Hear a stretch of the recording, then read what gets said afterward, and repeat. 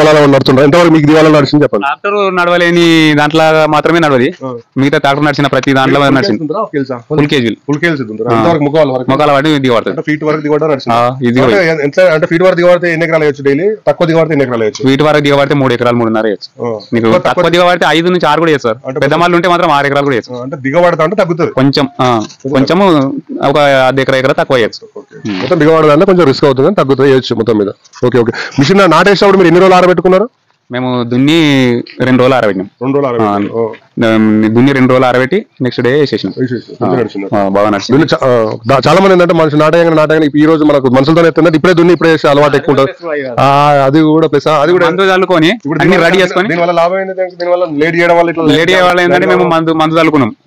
దున్ని మందు చల్లుకొని క్లియర్ చేసి ఆ టైంలో హాయిగా మనకి ఎలాంటి టెన్షన్ కూడా పోయి పక్క పెట్టి హాయిగా పోయి మేమే మంచిగా నిమ్మలంగా చేసేస్తున్నాం.